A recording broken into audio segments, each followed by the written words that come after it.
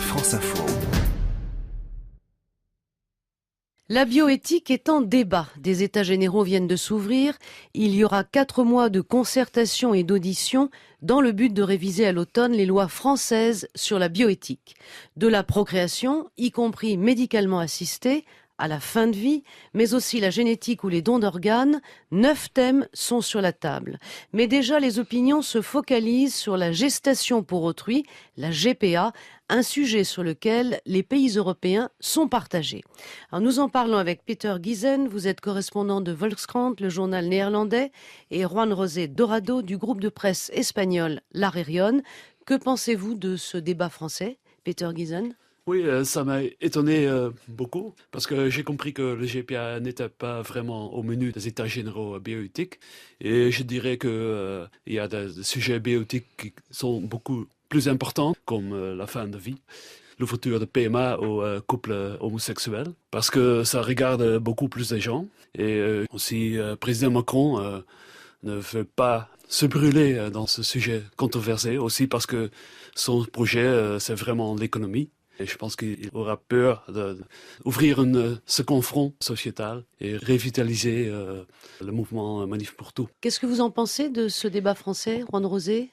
J'étais peut-être moins surpris que mon confrère parce que depuis effectivement le mariage pour tous, on a tout simplement laissé pour plus tard le débat sur la GPA. Donc qu'elle arrive maintenant, ça me surprend pas vraiment. Ce qui me surprend par contre, c'est qu'on essaye d'aller très vite sur ce débat qui est un débat des sociétés, qui est un débat important, dont on peut pas trouver une solution juste en quelques semaines ou en quelques mois. On essaye d'aller trop vite sur ce débat, peut-être justement pour cacher les vraies questions que la société se pose.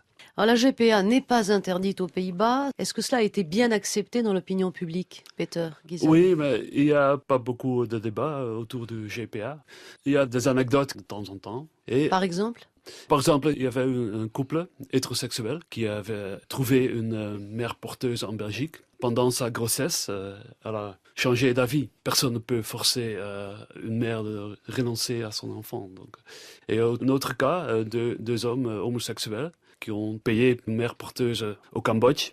Et pendant sa grossesse, le Cambodge a interdit le GPA. Et tout ça a été traité dans la presse néerlandaise ? Oui, mais plutôt comme anecdote que sujet de fond, de confrontation. Et il y a une commission d'État, 2016, qui a proposé de permettre une sorte de GPA commercial à petite échelle, payer la mère porteuse 500 € par mois pendant sa grossesse. Et je pense personnellement que c'est un mirage parce que dans un pays riche, personne ne veut être enceinte pour 5 000 €. La gestation pour autrui, la GPA, par contre, elle est interdite en Espagne. Est-ce que c'est un sujet de contestation, Juan José ? C'est un sujet plus ou moins d'actualité qui est là, mais ce n'est pas pour l'instant un sujet de confrontation. Il faut savoir qu'en Espagne, la PMA a été approuvée en 2006 et en 2010, le ministère de la Justice, face au cas des GPA, des couples espagnols qui partaient à l'étranger, a décidé, même si la GPA est illégal en Espagne, a décidé de laisser inscrire les enfants nés par GPA à l'étranger, à condition que ça se passe dans des pays où la GPA est légale. Donc, les enfants sont enregistrés au registre civil, hein, parce que c'est un débat aussi qu'on a connu par le passé avec la circulaire Taubira en France.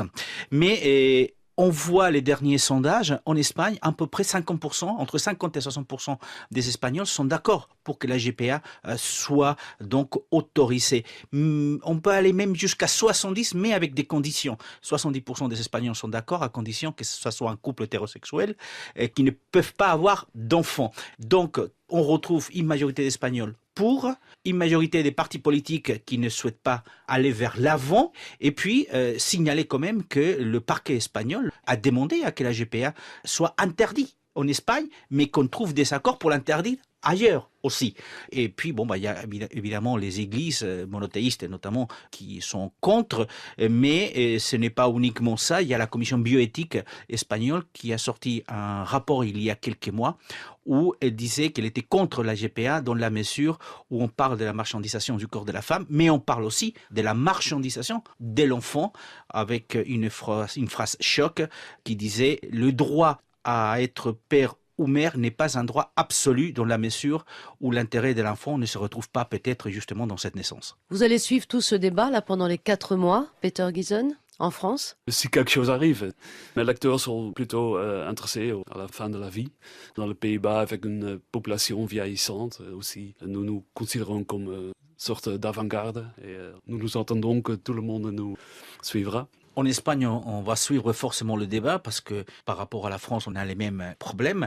Aujourd'hui, la plupart des Espagnols, quand ils veulent mettre en pratique la GPA, partent ou en Ukraine ou aux États-Unis, puisque 80% des GPA en Espagne, c'est des enfants nés en Ukraine ou aux États-Unis, notamment du côté de la Californie. Donc, si la France venait à autoriser la GPA, déjà pour beaucoup des parents espagnols, ça serait beaucoup plus près.